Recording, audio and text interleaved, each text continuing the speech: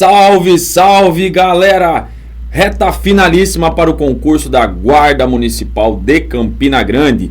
É uma honra estar abrindo esse evento de revisão Implacável Concursos. A Implacável Concursos que é especialista em concursos para guardas municipais de todo o Brasil. E olha que vem concurso público para o ano de 2022, vem uma enxurrada de concurso público para guardas municipais de 2022. E você que de repente não virou aluno da Implacável Concursos, saiba que todos os concursos de guardas municipais de todo o Brasil em 2022, tá? A Implacável Concursos vai estar junto com vocês e o trabalho é implacável mesmo, tá? Dia 5 de dezembro agora estaremos lá na frente da prova de São José dos Pinhais e no dia 18, na prova dos senhores, eu estarei na porta da sua prova, se Deus permitir, estarei fazendo uma revisão de véspera. Então você mesmo que não é aluno, que assistiu às aulas no YouTube, vá lá, dá um abraço no professor, conversa, bate uma foto, tá? Porque realmente a gente vai pegar na sua mão e levar a tão sonhada aprovação. A minha missão hoje é abrir esse evento maravilhoso, que teremos 10 dias de revisão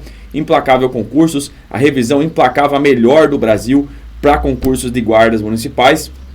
Então praticamente todos os professores passarão por aqui contribuindo um pouquinho com as suas aulas. Lembrando que a gente ia fazer essa revisão, senhores, a gente ia fazer um dia antes da prova. Só que a prova dos senhores foi alterada, a data, então ficou para dia 18. A prova no período da tarde, das 3 horas da tarde até as 7 horas da noite, das 15 às 19. Então o que acontece, galera? Acontece que devido a essa mudança a gente ajustou e aí vai fazer uma revisão antecipada para vocês. Então todos os dias, a partir de hoje, durante 10 dias, o mesmo horário, tá? No mesmo horário que está sendo soltada essa aula hoje, às 8 horas da noite. Todos os dias aqui você terá uma super revisão, então não perca, tá? É momento não pisque, é o momento que vai fazer a diferença na sua prova. E a gente aqui da Implacável Concurso está fazendo totalmente de forma gratuita. Sem perder muito tempo, tá? Eu vou colocar o boné para trás porque agora o bicho vai pegar, Agora o bicho vai pegar, vamos para cima.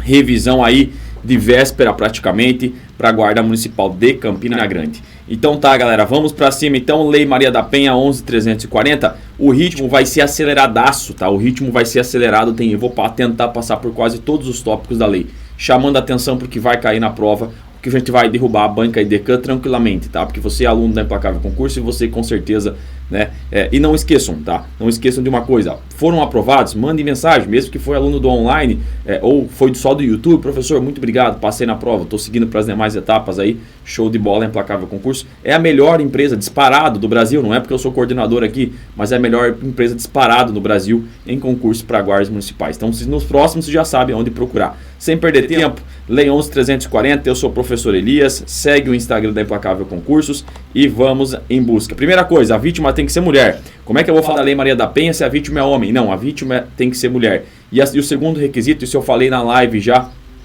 lá no Instagram, numa revisão que a gente fez, tá? Falei que a vítima tem que ser mulher e também temos que ter a violência doméstica e familiar. Então tem que ter 2 requisitos. A vítima tem que ser mulher e a violência tem que existir a violência doméstica e familiar. Elias, pode ser aplicada a Lei Maria da Penha para homem? Não, já caiu numa prova de guarda municipal recentemente, será possível aplicar para o homem? Não, conforme a jurisprudência massiva, não aplica-se a Lei Maria da Penha para o homem, tá? Chama atenção aqui uma coisa também, dentro da Lei Maria da Penha não se aplica o princípio da insignificância, tá? Cuidado com isso, em várias provas eu já vi cair sobre isso. E aí eu falei para vocês que tem que ter vítima, mulher, e tem que ter a violência doméstica e familiar. E aí, Elias, você vai me perguntar, o que é essa violência doméstica e familiar?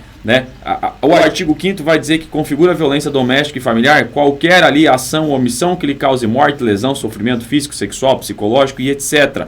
Tá? Só que aí vejam, essas violências domésticas e familiares, elas podem se conceituar em 3, vamos supor assim, em 3 circunstâncias. A primeira circunstância, no âmbito da unidade doméstica. A banca pode trocar esses conceitos. O que é no âmbito da unidade doméstica? É um espaço de convívio permanente de pessoas, com ou sem vínculo familiar, não interessa, tá? Inclusive as esporadicamente agregadas, a exemplo da empregada. Então, se eu racho um apartamento com a minha colega aí, moro com ela, estou no mesmo no mesmo âmbito da unidade doméstica, Ou seja, um espaço de convívio permanente de pessoas com ou sem vínculo familiar. Vou lá e dou um soco na cabeça dela, com certeza aí vai se aplicar a Lei Maria da Penha. A empregada que passa 3, 4 vezes por semana aqui também vai poder aplicar a Lei Maria da Penha, porque ela é uma, inclusive, esporadicamente passa agregada. Tá? Então, âmbito da unidade doméstica é a primeira. A segunda, âmbito da família, é qualquer pessoa que se considera aparentado, tá? Vou lá e dou um soco na minha avó, arrebento a cara da minha tia. Enfim, senhores, vocês sabem que é âmbito da família, tá? Lembrem disso, vítima mulher e violência doméstica e familiar. E o 3, qualquer relação íntima de afeto, na qual o agressor conviva ou já tenha convivido com a ofendida, independente de coabitação. Esse sentido de convivência é no sentido de uma relação íntima de afeto, ou seja, a minha ex-namorada, eu não morava com ela, mas eu tinha um carinho, uma relação íntima de afeto. Aplica-se a Lei Maria da Penha? Aplica-se, tá?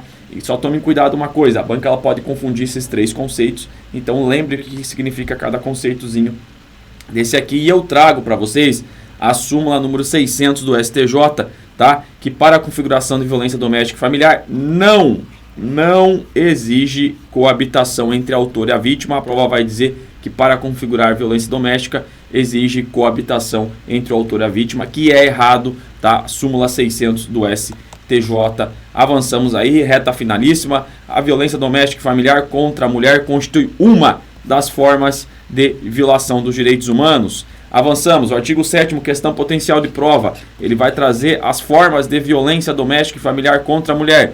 Ah, Elias, eu falei só sobre violência física, mas você sabe que tem violência física, psicológica, sexual, patrimonial e moral. Lembrem só que a banca ela pode confundir, vou voltar aqui, a banca ela pode confundir vocês do artigo 7º, tem que ler todo o artigo 7º antes da prova, tá? Ler o artigo 7º, todas as formas de violência, mas a banca tende a cobrar essa aqui, tá? Violência psicológica, ela vai tentar confundir vocês com violência moral, e aí ela vai dizer assim, ó, configura violência psicológica, e ela vai dar o conceito, atenção com isso, ela vai dar o conceito de violência moral, entendida como qualquer conduta que ele configure calúnia, difamação e injúria.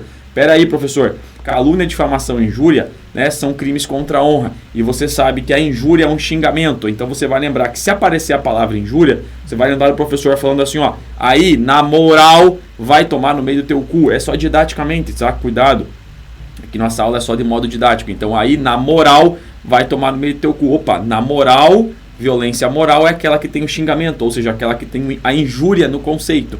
Então, cuidado para a banca não confundir. Dá uma olhadinha nas demais violências que vai aparecer na tua prova agora dia 18. Reta, professor, está muito rápido, não é hora de aprender, amigo. Estamos aí na reta final para a tua prova. É o nome do nosso evento aqui, Revisão Implacável. É ritmo acelerado para você que já vem estudando aí há um bom tempo. Artigo 9º, parágrafo 2º, é algumas prioridades que o juiz ele vai assegurar à mulher. Uma delas, né, acesso prioritário à remoção quando o servidor é pública, ou seja, está ali 2 policiais militares, a mulher e o homem, que são casados, se tornou totalmente incompatível a convivência entre os dois, e aí, obviamente, ela vai ter que sair de uma cidade e ser removida para outro lugar, mas não tem vaga, não interessa, ela tem esse acesso prioritário quando o servidor é pública. Se ela trabalha no setor privado, por exemplo, ela tem manutenção do vínculo trabalhista por até 6 meses. Cuidado com isso. Não é de 6 meses. Cuidado. Não é de 6 meses. É até 6 meses. E essa aqui que foi a alteração de 2019. Encaminhamento à assistência judiciária quando for inclusive para o eventual ajuizamento da ação de separação judicial, divórcio, anulação de casamento ou dissolução de união estável, tá? Avançamos aí, parágrafo 4º. O parágrafo 4º, leitura obrigatória, 4º, 5º e 6º. O que diz esses aí? De modo geral, senhores, de modo geral, eu não vou ler porque é reta final, tá? De modo geral, todos os custos que o Sistema Único de Saúde tiver, ou se tiver que colocar uma monitoração eletrônica, né, para controlar aquele agente, ou a monitoração eletrônica para monitorar o agente se ele vai agredir a mulher ou não, né? Ou para aqueles custos que o Sistema Único de Saúde tiver com aqueles danos que a mulher sofreu, quem vai sempre ressarcir é sempre o agressor. O próprio agressor vai ressarcir o Sistema Único de Saúde, o próprio agressor vai ressarcir ali os gastos que teve com aquela, por exemplo, monitoração eletrônica. Só lembrem disso, tá? Que o parágrafo 7º que eu quero colocar para vocês, o 7º e 8º, tá? É prioridades que a mulher tem. A mulher também tem prioridades para matricular os seus dependentes em instituição de local básica mais próxima do seu domicílio ou transferi-lo para outra instituição. desde que ela apresente ali o boletim de ocorrência ou o processo de violência doméstica e familiar, e essas transferências elas serão sigilosas a dependentes dos matriculados, tá? Então tome cuidado com isso na prova, tá, senhores? Isso aqui é tudo alteração em 2019, com certeza vai aparecer na tua prova, tá? Então eu vou repetir os artigos para os senhores aqui. Artigo 9º, parágrafo 4º, 5º, 6º, 7º e 8º vai aparecer na tua prova lá em Campina Grande, beleza? Seguimos aí, senhores, do atendimento pela autoridade policial, tá? Aqui, você tem que ficar ligado aqui, ó, na hipótese da iminência ou da prática de violência doméstica e familiar contra a mulher, a autoridade policial que tomar o conhecimento da ocorrência adotará imediato as providências legais cabível, tá? Aplique-se ao disposto no caput desse artigo ao descumprimento da medida protetiva de urgência. Isso aqui é interessante, tá? Artigo 10. É direito da mulher em situação de violência doméstica e familiar o atendimento policial e pericial especializado ininterrupto e prestado por servidores preferencialmente do sexo feminino e não é obrigatoriamente por servidores femininas, é preferencialmente. Se tiver uma guarda municipal feminina lá de Campina Grande para atender essa ocorrência, show, não tem, vai o homem mesmo, é preferencialmente, tá? Cuidado com esses termos na prova. Artigo 11. No atendimento à mulher em situação de violência doméstica e familiar, a autoridade policial deverá, entre outras providências, o que a autoridade policial ela vai fazer? Primeira coisa, garantir a proteção policial, encaminhar a ofendida ao hospital, se, né, para o Instituto Médico Legal, fornecer transporte para a ofendida quando houver risco de vida e, se necessário, acompanhar a ofendida para assegurar a retirada dos seus pertences, informar todos os direitos que ela tem, né, senhores? Inclusive assistência judiciária, possível ação de separação judicial. Em todos os casos, o artigo 12 vai dizer de violência doméstica e familiar, feito o registro da ocorrência, deverá a autoridade policial, quem é? O delegado de polícia, adotar de imediato os seguintes procedimentos, sem prejuízo daqueles previstos no... O que o delegado vai fazer desde o registro da ocorrência? Então, o que ele vai fazer? Ouvir a ofendida, lavrar o boletim de ocorrência e tomar a representação a termo. Que representação? A representação que tiver aí de algum crime que depender de representação, por exemplo, uma ameaça, né, senhores?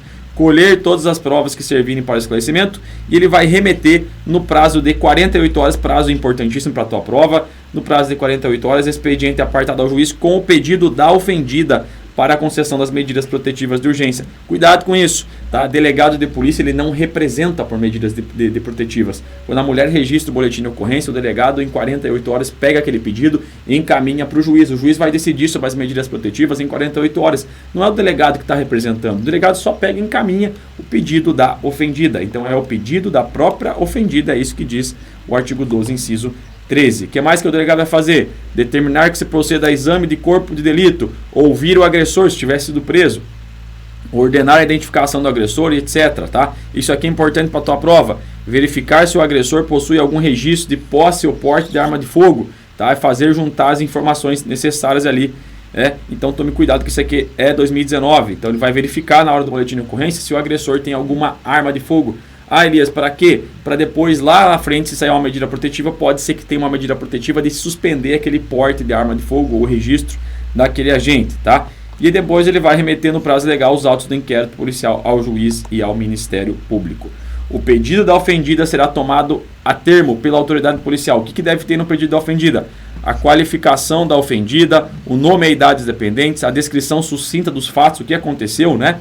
E as informações, importantíssima, informações sobre a condição de ofendida ser pessoa com deficiência e se da violência sofrida resultou alguma deficiência ou agravante de deficiência pré-existente. Isso aqui é interessante, tá? Isso aqui é alteração 2019. Parágrafo 3º, importantíssimo. Serão admitidas como meios de prova os laudos dos prontuários médicos fornecidos pelos próprios hospitais e postos de saúde. Então aquele laudo médico, né, que o próprio o hospital ali vai dar, ele vai servir como meio de prova lá no processo, tranquilamente, tá? Risco atual iminente da vida. Isso aqui eu falei até numa live, vai cair isso aqui, tá? Quando há um risco atual iminente, né, há um risco atual ou iminente na vida da mulher ali, o agressor será imediatamente afastado do lar. Quem é que pode afastar o agressor do lar? Senhores, como regra, a autoridade judiciária. O delegado pode? O delegado pode quando o município não for sede de comarca. Um policial pode? Pode quando o município não for sede de comarca e não houver delegado disponível no momento da denúncia. Então é uma sequência. Primeiro juiz, não tem juiz. Pode o delegado? Pode, quando o município não for sede de comarca. O policial pode quando não tiver delegado e quando não o município não for sede de comarca. Lembrem sempre que nessas duas últimas hipóteses do delegado policial será comunicado no prazo, então, o juiz máximo de 24 horas. Cuidado para não confundir com outro prazo de 48 horas. E o juiz também vai decidir em igual prazo, ou seja, em 24 horas sobre esse afastamento. Nos casos de risco à integridade física da ofendida, a efetividade das medidas protetivas de urgência, não será concedida qualquer tipo de liberdade provisória para o masculino. Procedimentos, isso aqui é interessante. Os juizados de violência doméstica e familiar contra a mulher, órgãos de justiça ordinária com competência civil e criminal, poderão ser criados pela União, Estado, DF e pelos Estados para processo de julgamento da execução. Então, posso criar um departamento ali do juizado de violência doméstica e familiar contra a mulher só para julgar causas de violência doméstica e familiar. Os atos processuais eles podem realizar em horário noturno, cuidado com isso, conforme dispuser ali a lei de organização judiciária. Artigo 14A. A ofendida tem a opção de proporção de ação de divórcio ou de dissolução de união estável no próprio juizado de violência doméstica e familiar. Só tomem cuidado. Nesse processo lá no juizado de violência doméstica, fica excluído, tá, as questões relativas à partilha de bens. Então a mulher ela pode até no próprio juizado de violência doméstica e familiar discutir, né, sobre essa sua separação, o seu divórcio ali, mas fica proibida, fica excluída desse juizado assuntos relativos aí à partilha de bens, né, quem vai ficar com determinados bens. Artigo 15 vai cair na tua prova, tá? Com certeza. É competente por opção da própria ofendida, perdão, é competente por opção da própria ofendida para os processos cíveis. É só processos cíveis regidos por essa lei. Então, aqui está falando de competência. A própria ofendida que pode escolher qual é o juízo competente. Ela pode escolher o do seu domicílio ou da sua residência, o lugar onde aconteceu o fato, né? Ou o lugar aí do domicílio do próprio agressor. Cuidado, que isso aí vai aparecer na tua prova, tá? Isso aí são informações relevantes que você tem que levar para a tua prova. Artigo 16 é muito importante também. Na verdade, tudo é importante, né, senhores? Mas a reta final, estou fazendo o meu máximo aqui. Nas ações penais públicas condicionadas à representação, só será admitida a renúncia à representação perante o juiz em uma audiência designada para tal antes do recebimento. Cuidado para não confundir, é recebimento da denúncia. O que acontece? Antes a mulher ia para a delegacia, fazia o boletim de ocorrência, pedia medidas protetivas. Daqui a pouco ela chegava, se acertava com o marido e falava assim, eu quero retirar. Não, hoje não é possível mais, tá, senhores? Uma vez ela pedindo, representando ali por qualquer tipo de crime, que seja de ação penal pública condicionada à representação, uma vez ela representando por esse crime, por exemplo, o crime da ameaça, 147 do Código Penal, ela pode, senhores, ela só vai poder se retratar, ou seja, tirar aquela... Se retratar daquela representação somente numa audiência designada para tal, lá no fórum, e aí é até o recebimento da denúncia. Depois do recebimento da denúncia ela não pode se retratar, tá? Então tome cuidado com isso. É vedado qualquer tipo de penas de cesta básica ou outras prestação pecuniária ou pagamento isolado de multa. Isso aqui é para evitar o cara que tem dinheiro e falar, eu espanco a mulher, depois eu pago lá na frente. Não, não pode, é vedado, tá, senhores? Cuidado com isso. E aí, a gente vai avançando. Recebido o expediente com o pedido da ofendida, o que o juiz vai fazer? O juiz vai fazer determinados procedimentos lá do artigo 18. Mas eu não vou ficar lendo. O que eu quero chamar a atenção para vocês é esse aqui, ó. O juiz pode determinar a apreensão imediata da arma de fogo que está sob sua posse do agressor. Lembra que na hora do boletim de ocorrência, o delegado já verifica se tem arma de fogo? Então, uma das medidas protetivas de urgência que o juiz pode conceder, né, é a apreensão imediata da arma de fogo que está sob a posse do agressor. As medidas protetivas de urgência poderão ser concedidas pelo juiz a requerimento do Ministério Público ou a pedido da vítima. Veja que não tem delegado, por isso eu coloquei aqui, ó, delegado não representa, tá? Cuidado com isso. As medidas protetivas de urgência poderão ser concedidas de imediato, independente de audiência. Não precisa de audiência. Imagina se tivesse que ficar esperando uma audiência para conceder uma medida protetiva para a mulher ia morrer com certeza, né, senhores? Essas medidas protetivas elas podem ser isoladas ou cumulativamente. E, enfim, vamos avançando aqui. Próximo artigo. Artigo 20. Em qualquer fase, tanto do inquérito policial ou da instrução criminal, caberá a prisão preventiva do agressor decretada pelo juiz de ofício a requerimento do Ministério Público mediante representação da autoridade policial. Então, seja no inquérito, seja na ação penal, pode sim, em qualquer momento, ter uma prisão preventiva decretada aí pelo juiz. Tranquilo? Senhores, tá, reta final, é correria, tá? Então vamos lá. A ofendida deverá ser notificada de todos os atos processuais, inclusive o ingresso à saída da prisão do agente. Tá? Se o camarada saiu da prisão, a ofendida deve ser notificada para ela já ficar ali esperta, né? Que de repente o camarada pode vir atrás dela aí.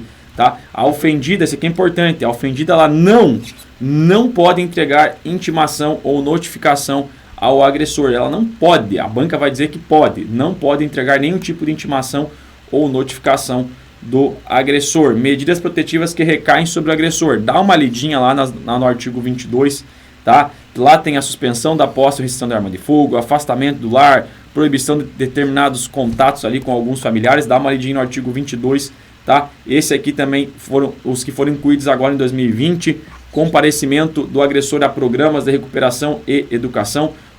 Pode mandar o masculino prestar alimentos provisórios ou provisionais ou provisórios. Não pode fixar um alimento. Os alimentos é uma pensão alimentícia definitivo. Ele vai fixar os alimentos ali provisórios. Isso na hora ali de medidas protetivas que recaem sobre o agressor. Tá? Lembrem, prestação de alimentos somente provisórios. E o último aqui que foi incluído também em 2020, acompanhamento psicossocial do agressor por meio de atendimento individual ou em grupo de apoio. Tá? Esse aqui, o parágrafo 2 vai dizer que uma vez determinando ali a retirada da arma de fogo, fica ali o superior hierárquico obrigado aí a cumprir essa determinação de retirar a arma de fogo. Imagine que o comandante da guarda de Campina Grande recebe a notificação do fórum que o João, guarda municipal, tem essa medida protetiva, então ele vai lá e retira a arma de fogo daquele agente, sob pena de cometer o crime de prevaricação ou crime de desobediência. Medidas protetivas que recaem sobre a ofendida. Dá uma lidinha no artigo 23, tá? Mas tem aí várias medidas protetivas e uma delas, inclusive, é 2019, determinar a matrícula dos seus dependentes, independente da existência de vaga, tá, senhores? Então, dá uma lidinha nessas medidas protetivas de urgência. No artigo 24 vai tratar de medidas protetivas que recaem sobre o patrimônio, tá? Proibir ali de celebrar qualquer tipo de contrato, restituição de bens indevidos. Então, medidas que recaem sobre o patrimônio. Tá? Não aposto muito para a prova, mas dá uma lidinha em casa com calma aí. E aí temos esse aqui é a minha aposta para a prova, artigo 24A, olha o nome do crime. Descumprir, de detenção. Lembrem que a Maria da Penha tem 32 anos. Por que, Elias? Porque a pena desse crime é de 3 meses a 2 anos. Não temos multa e é detenção, olha o nome do crime.